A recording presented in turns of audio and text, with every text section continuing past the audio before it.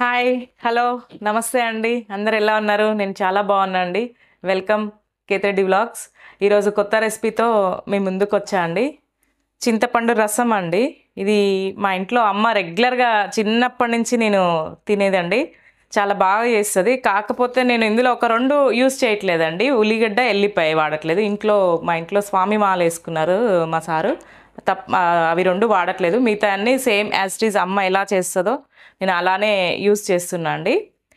దీనికి కావాల్సినవి ఏంటో ఒకసారి చూద్దామండి. దీనికి కావాల్సిన పదార్థాలండి.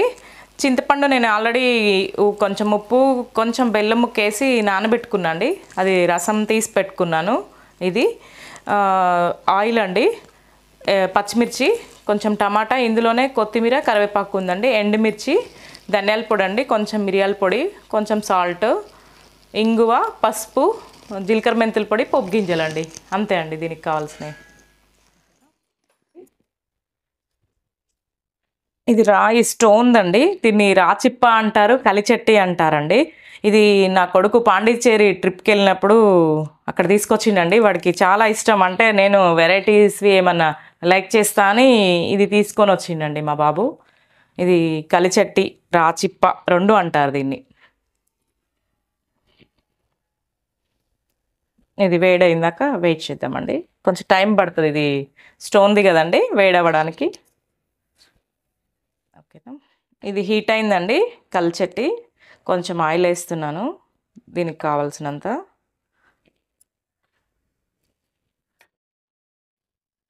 ఆయిల్ వేడయ్యాక ఎండుమిర్చి పోపులో,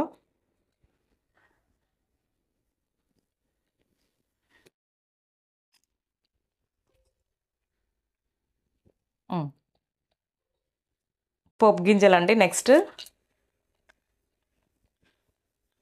ఇందులో చాలా వేడిగా ఉంటుందండి, ఖరాబ్ కూడా కాదు. మనం చిన్నగున్నప్పుడు కూడా మన ఇంట్లో కూడా ఇది మన తాత ముత్తాతల కాలం నుంచి కూడా ఇది వాడేవాళ్ళండి. రోల్లాగా కూడా యూస్ చేసుకోవచ్చు మనము దీన్ని.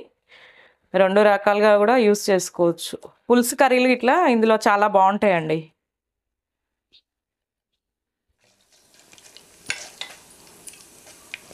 పోపు మంచిగా అవుతుందండి. దీంట్లో కొంచెం మనం ఇంగువ యూస్ చేస్తున్నాను నేను.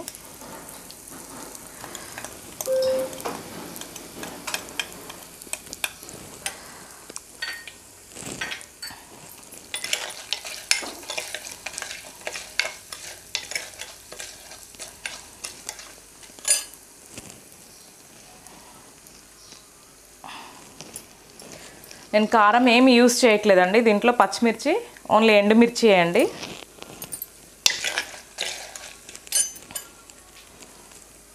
పచ్చిమిర్చి వేస్తున్నా అండి.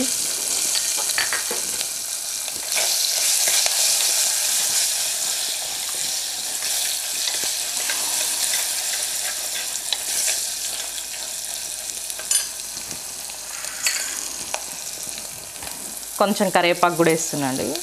మళ్ళీ వేస్తాను ఇప్పుడు కొద్దిగా.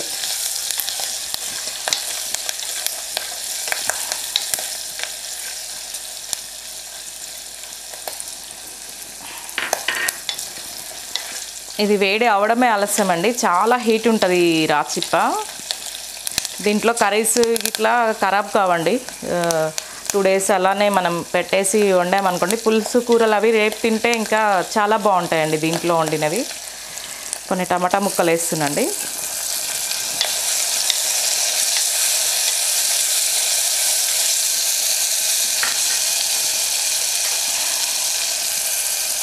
కొంచెం పసుపు,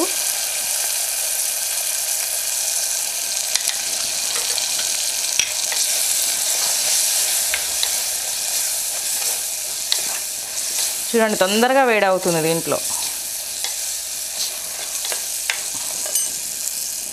ఇందాక పెట్టుకున్న కొత్తిమీర, కరివేపాకు మొత్తం వేసేసండి ముందే.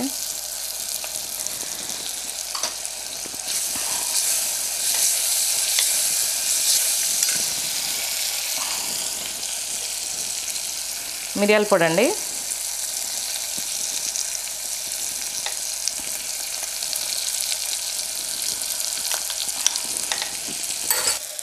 ఇవి 2 లవంగాలు, 2 ఏలక్కాయలు వేస్తున్నాండి. ఇందాక మీకు చెప్పడం మర్చిపోయాను నేను, ఎందుకంటే అమ్మ కంపల్సరీ వేస్తుంది.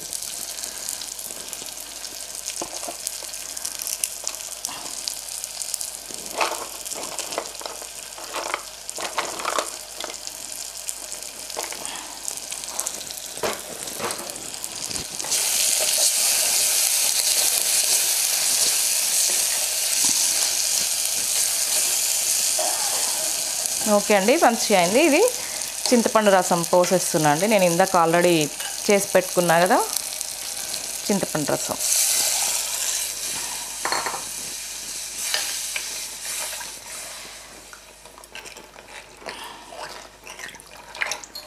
మూత పెడదామండి. మనం కొంచెం జీలకర్ర మెంతుల పొడి కూడా వేస్తున్నాను.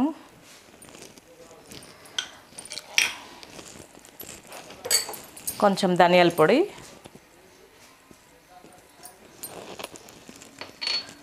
కొంచెం ఉప్పు అండి. ఆల్రెడీ ఇందాక వేసాను కానీ మళ్ళీ కొంచెం. మూత పెట్టేద్దామండి ఒక్కసారి కలిపి.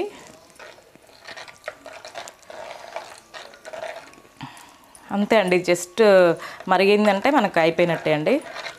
కొంచెం బాగా ఇట్లా తెరలాలి, బాగా పైకి కిందికి మరిగితే అయిపోతుందండి. అంతే అండి, రసం నీళ్ళ చారు.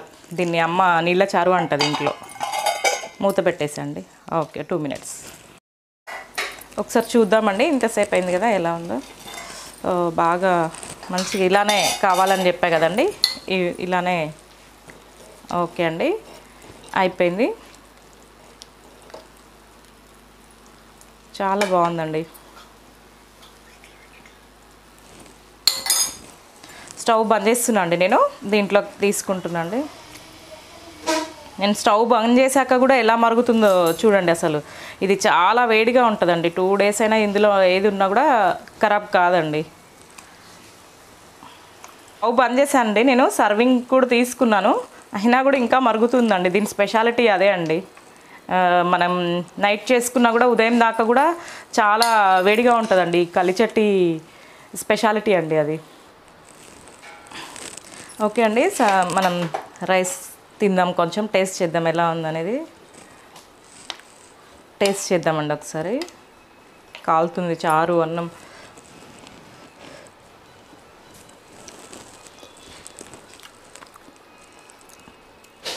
యాస్టీజ్ అమ్మ చేసిన టేస్టే వచ్చింది కానండి, కొంచెం ఉప్పు తగ్గిందండి లైట్గా.